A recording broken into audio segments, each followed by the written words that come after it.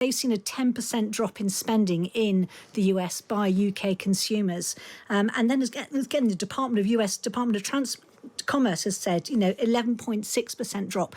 So not only are we seeing these anecdotal things on social media where we've seen people being, arrested because they don't have the right visas, etc., but we're now seeing the actual results of it and the numbers. And I think the states have got to be worried about it. Tourists around the world are shunning Donald Trump's America. Overseas travel to the United States has declined sharply since President Trump returned to office, with some countries seeing drops of more than 40%. Well, Lisa Minot is the Sun's travel editor. Lisa, hello. Hi there. Thanks for being with us. So how much is travel down to the US compared to this time last year? It is difficult to tell because obviously the analytics of these kind of things normally take much longer to come through. But Travel Supermarket have just done a deep dive into every search that's being made across their platform for any type of holiday. And there's been a 36% drop in search interest compared to the same time last year for that. And it's actually meant that the US has fallen from the #1 top destination long haul to #3. The UAE, Dubai and the Maldives are now ahead of it. Also, coming in today, a current currency card provider, they've seen a 10% drop in spending in the US by UK consumers.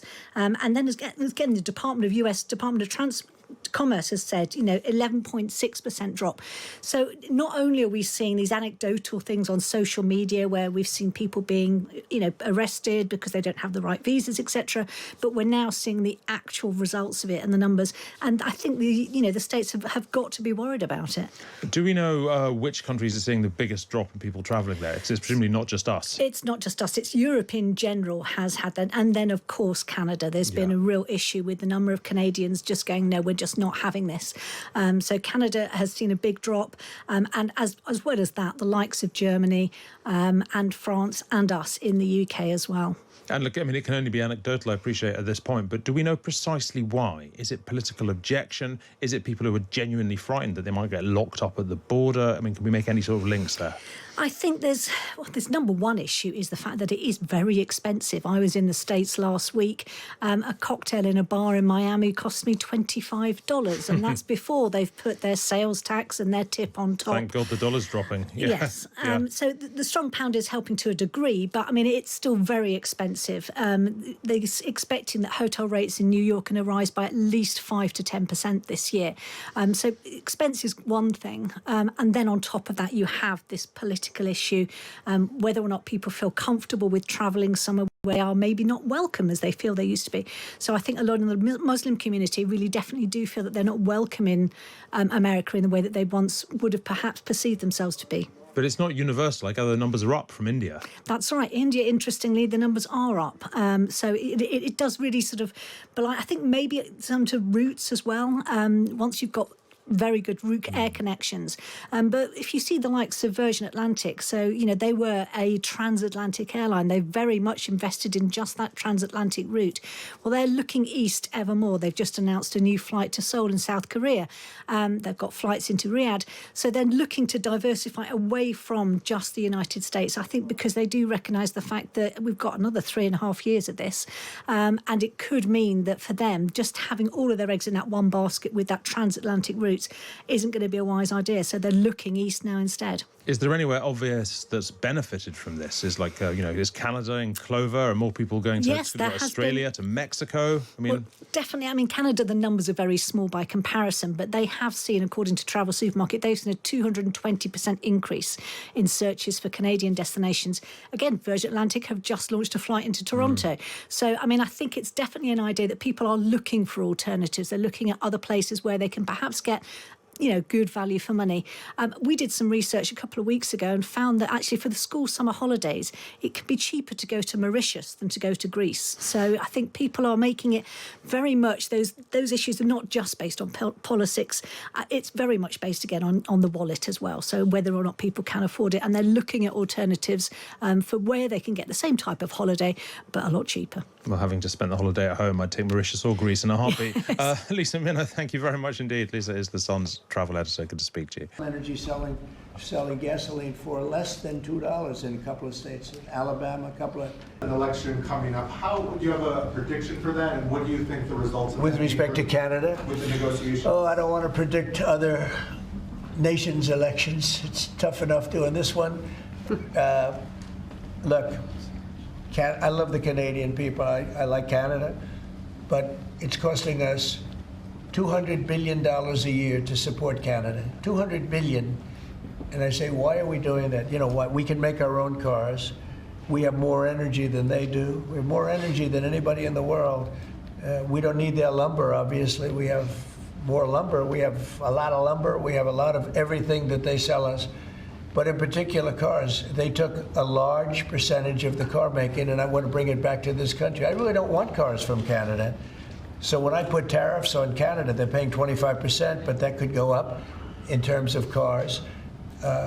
When we put tariffs on, all we're doing is we're saying we don't want your cars in all due respect. We want really to make our own cars, which is what we're doing in record numbers now. You know, we're going to be at record levels in a very near future because of all the plants, the car plants that are being built. And I'd rather see them made in Michigan and made in South Carolina and made in different states, Tennessee. We have a lot of great car-making states, and we have some that aren't car-making yet, but they will soon be car-making states. And that's what I want to see for our country. At the same time, I want to help Canada. I have spoken to the current Prime Minister. He was very, very nice, I will say. Very nice. We had a couple of very nice conversations, very good. But I don't think it's appropriate for me to get involved in their election. Mr. President, Helped the country, saved us a lot of money. And I heard him say that he'll start easing, which is always, he was always at this time going to ease. you want to bring the tariffs on China down soon. How soon do you want to bring the tariffs on Chinese goods Well, down? that depends on them. We have a situation where we have a very, very great place. It's called the United States of America, and it's been ripped off for years and years. These people know it. We talked about it before you came in. We've been ripped off by every country in the world, practically, and friend and foe.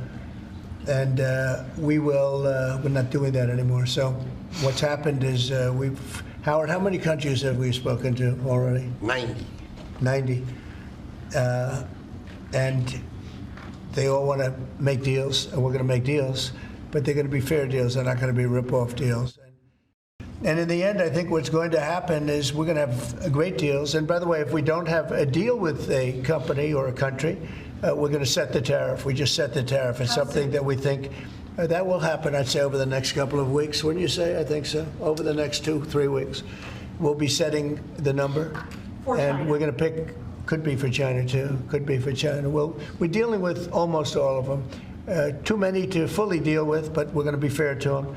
But we're dealing with a lot of countries right now, and could be with China, but maybe we'll make a special, a deal. As you know, we essentially taxed them 10 and then another 10.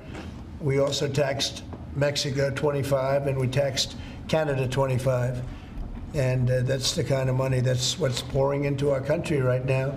And it's gotten us down from losing $3 to $5 billion a day to actually making money, but breaking even, let's say, but we're going to make a lot of money. And that money is going to be used to reduce taxes. We're going to get big, big tax breaks. Were you worried about what the 145% tariffs were doing to small businesses here in the U.S.? No. Is that why you're bringing it down? No, I haven't brought it down. I haven't brought it, still 145. I haven't brought it down. I said it's a high tariff. It is a high tariff, but I haven't brought it down. It basically means China's not doing any business with us, essentially, because it's a very high number. But we get along. I get along very well with President Xi, and I hope we can make a deal. Otherwise, we'll set a price, and hopefully they'll come here and they'll contribute. And if they don't, that's okay. And has there been any direct contact between the U.S. and China on trade at all? Yeah, of course. And Every day. every day.